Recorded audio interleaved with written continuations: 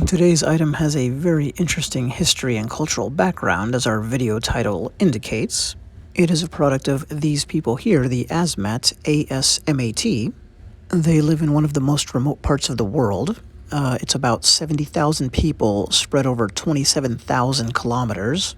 And they were left alone for about as long as any indigenous people you could name. Even though they live by the sea, the terrain is so inhospitable with mangroves and bog forests that colonizers found the area back when they were exploring all around this area. The Dutch were there, Captain James Cook was there, visited it at least.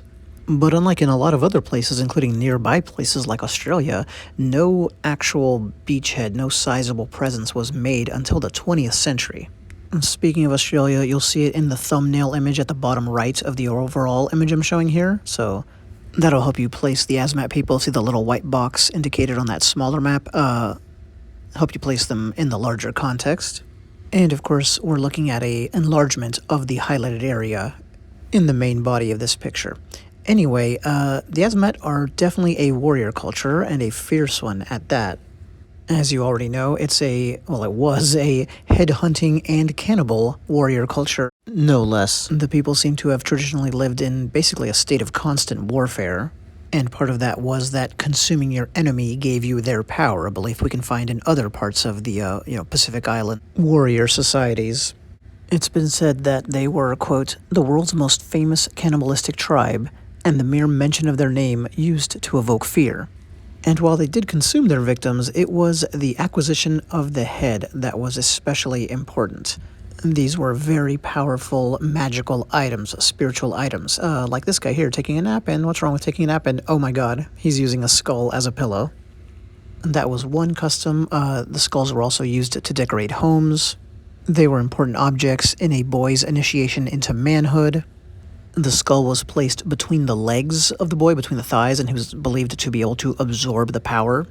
So there's kind of a sexual, macho angle to this. For instance, quote, until the 1980s, the preferred way for a young man to fulfill his obligations to his kin and his ancestors and prove his sexual prowess was to take the head of an enemy and offer the body for cannibalistic consumption by other members of the village. End quote. And yikes. All of this, the fighting, the raiding, the headhunting, it was such an ingrained part of the culture that anthropologists think the removal of that from societies, of course that did happen with modernization, ended up causing a lot of problems. Not that it wasn't worth it to remove those things, but the men just really had nothing to do once that was taken away from them because their whole lives revolved around that. So anyway, that's why you would carry something like this, today's object. The main offensive weapons being sent your way were going to be spears and arrows, so you wanted some protection from that because you were trying to keep your head attached to your body. And that wasn't going to happen if you lost the fight. But this is far from just a utilitarian item. It's mythically, religiously very, very important. And part of that is because it's carved from wood, and the Asmat are, to this day, world famous for their wood carvings. So it is not all violence, far from it, right? These are highly sought by museums and can be seen in museums all around the world. Quote, the exceptionally expressive art caused a sensation in art collecting circles, which led to large-scale collecting expeditions in the post-World War II era. This stuff caused a real sensation when it first became known in the West. Some of the giants of modern art like Matisse and Chagall are said to have been influenced by it. And it's important to understand the Asmat's worldview. One of the reasons they might have been so good at carving wood is because it was sacred to them. They even thought of themselves as, to a certain extent, being made of wood. The word Asmat translates as tree people, and they believe that humans came from trees. So your torso was your trunk, your legs were your roots, etc., and going back to headhunting, that was removing the fruit. Wood cutting / carving joins headhunting even in their creation myth, funny enough. So the first man, kind of their Adam, decapitated a tree woman, and then that's how life started. He was all alone before that, he had carved some statues, and only when he brought her head back did they come to life. Now let's read about how important these shields were. Quote, among the Asmat, war shields are the most important, powerful, symbolic element of a warrior's equipment and have many layers of meaning.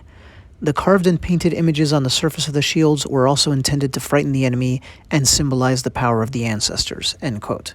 Here's another source, quote, "Shields were among the most highly valued of Asmat artifacts and relate to concepts of masculinity. Shields were always carried by men and were thought to embody one of the owner's dead male relatives. When a man went into battle, he went to avenge the death of the relative embodied in his shield, and that relative went with him to assist." Before a head-hunting mission, shields were carved and presented to the warriors at a shield feast. At this feast, the shields were stood to face east, the direction of Safan, the Asmat afterlife, from which the spirit returned to enter the shield. End quote. Now let's talk about the symbols that you see on there. Sometimes you'll see clearly a human figure, kind of a stick figure, so that's the actual departed ancestor himself, but you'll also see wild boar tusks, that being a warrior symbol, foxes, whirlpools. The full meaning of the symbolism would only be understood by initiated men. And regarding the symbols, here's another quote. "Some symbols are believed to be so powerful that from seeing them, the enemy will flee in terror." End quote. And by the way, in this picture, at the bottom, you might see the human skull being worn around the neck of the shield owner. And back to the shields overall then, think how incredibly important these objects were to the warriors that used them. I'm not sure we could find an example anywhere in world history of a weapon. I mean, it's a piece of armor, but regardless, that is more important culturally in every way possible to its owner. It's made out of the same material you yourself came from. Remember, wood people. It contains the actual spirit, active spirit of your father or another, beloved ancestor. And they're fighting with you as you're trying to avenge their death. Pretty amazing. These were truly sacred objects and incredibly personal objects being carried into battle. Now, this theme of revenge that we've talked about more than once requires some explanation. I mean, how could you be sure you're avenging your father when you go into a particular battle or in a particular raid? That ties back to an understanding that you can find in a lot of indigenous cultures, especially a long time ago. The idea that almost all deaths are unnatural.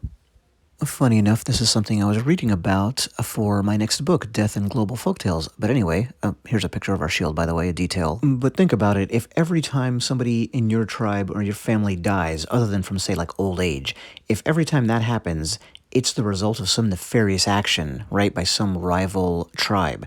They put a curse on them, something like that. Then you're going to want revenge for that. Well, let's say you're successful and you kill somebody from that other tribe. Now, of course, they're going to want revenge for that actual physical murder. The cycle of violence, then, is truly never-ending. Here's an up-close, as we pan out, of the head carved at the top of our shield. That's a very common feature, but not ubiquitous. And reminder, you would only fully understand what we're looking at here if you were an adult male warrior who had been initiated into the, basically, secret society. Here's a little bit about the current-day fighting spirit of these people. I thought this was interesting. Here's a tug-of-war that takes place between men and women. Well, the women are going to be physically overpowered. And so the women here have filled bamboo tubes with, I think it was like lime dust, and thrown it into the eyes of the men. And that is some hardcore competition. Here's a woman who's not happy about something, so she's brandishing an axe. And now, because I can't help relevant tangents, here is a cassowary bird. And you might wonder why I'm showing you that. It's because I want to talk about their offensive weapons for just a minute. So spears and bows would be the most common ones, but their close quarters combat backup weapon would be a dagger made out of the shin bone of this animal. The Asmat were really more a wood age, if you will, than stone age people. Because of the materials on the island, they really just used wood and things like it, including bone here. They didn't have stone axes, historically, or similar tools that you might expect. Pretty vicious looking item there, wouldn't you say? Here's a fascinating sidebar, a different one. The Asmat's most notable kill, I guess you could say, is possibly the son of a vice president of the United States of America. But I think I'll do a follow-up video on that. That's worth deep diving on. So there's our shield, of course. A head being carved on the top of the shield certainly makes sense. I mean, these were used on head-hunting expeditions. And anyway, having covered everything that we did in this video, I think you can see why I titled it the way I did. As I said earlier, you'd be hard-put to find another piece of arms or armor that was more culturally important to its users than this was. Regardless of how gruesome some of the backstory on that is, or maybe because of how gruesome, it's certainly a fascinating object. I'm glad I got to see one, and I'm glad I got to be the first of the YouTube weapons martial arts nerd to show one and explain a little bit about it. Thanks for watching.